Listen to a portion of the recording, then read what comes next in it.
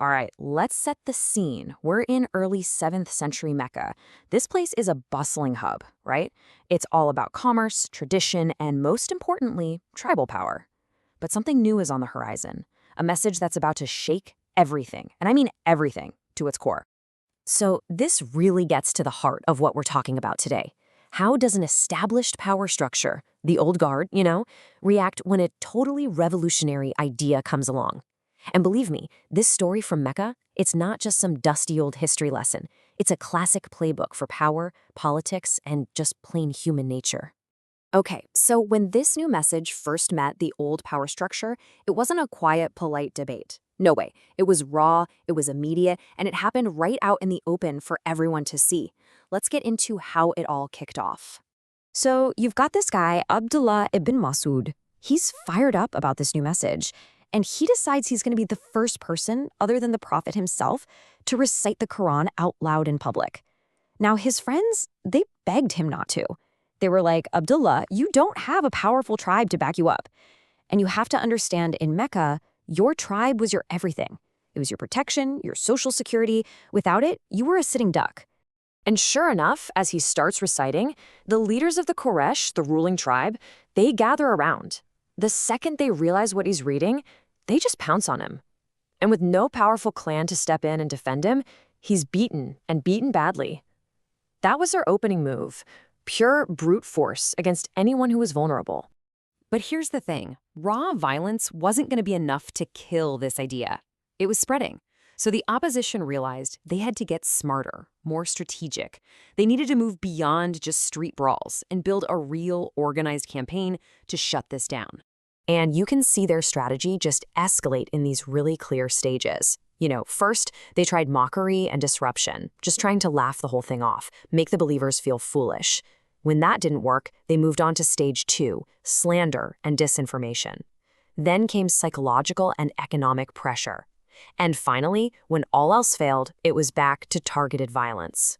I mean, they literally threw every label they could think of at the Prophet to see what would stick. One day he's a madman, the next he's a poet, then he's a magician, or just deluded.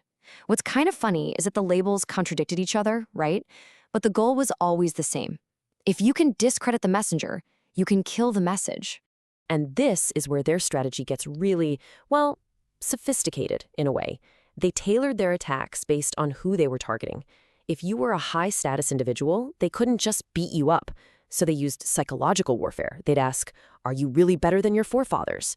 Are you disrespecting your ancestors?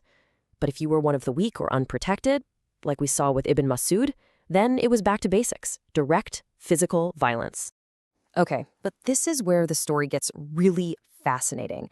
Because while these leaders of the Quraysh were publicly leading the charge against this new message, what they were doing in private, under the cover of darkness, well, that told a completely different story. Let's talk about a guy named Al-Walid ibn al-Mughira. This guy was basically the Shakespeare of 7th century Arabia, a total master of the Arabic language, poetry, you name it. And when he heard the Quran for the first time, his gut reaction, his honest, unfiltered opinion was this. He admitted it wasn't the speech of humans or spirits. He said it was sweet, elegant, and that it overcomes and is never overcome. Coming from him, that was a huge deal. He knew power when he heard it. I mean, this is just incredible. Get this. For 3 nights straight, 3 of the top leaders of the opposition, we're talking Abu Jahl, Abu Sufyan, and Al-Aqnas, they all individually snuck out of their houses, and where did they go? They went and hid in the shadows near the Prophet's home, just so they could listen to the recitation of the Quran. The very same words they were spending their days trying to destroy, they were captivated by at night. So on the 3rd night, you can just picture it, they all bump into each other as they're trying to sneak away. The gig is up, at least among themselves. And they have this moment where they realize their biggest fear isn't that the message might be true. No, their biggest fear was the sheer embarrassment if their followers found out, the loss of face, the loss of authority. So right then and there, they make a solemn pact. We will never come back here again. All right, so mockery failed. Slander failed. The secret listening sessions showed the message was powerful. So the Quraysh pivot to a whole new strategy. It's like if you can't beat them, buy them. If they couldn't stamp the message out, maybe, just maybe, they could buy it off. To do this, they don't send just anyone. They send one of their most eloquent and respected elders, a man named Utbah Ibn Rabi'a. He was known for being wise and persuasive. So the stage is set for this massive, high-stakes negotiation. The goal? To find the prophet's price. And the offer they put on the table was, well, it was everything. Utbah basically says, listen, if you stop this, we'll give you whatever you want. You want wealth? We'll make you the richest man among us. You want power? We will literally make you our king over all the Arabs. You want women? Take your pick. Marry anyone you choose. They even offered to find him the best doctors if they thought he was sick. They threw the whole shebang at him. Everything their society valued: wealth, power, and women. So what was the prophet's response to this incredible offer? He didn't haggle. He didn't even debate. He just started reciting a chapter from the Quran. And Uqba, the great negotiator, just sits there and listens. And as he listens, you can see his face change. He goes back to the Quraysh leaders, but he doesn't have a deal. Instead, he has a warning for them. He says, "Leave this man alone. By God, the words I have heard from him will have great consequence." The message had completely won over the negotiator they sent to destroy it. Okay, so let's recap. They secretly listened to the message and knew it was powerful. Their attempt to buy it off failed spectacularly. So this brings us to the million-dollar question, right? What was really behind all of this? What was the true motivation for their relentless opposition?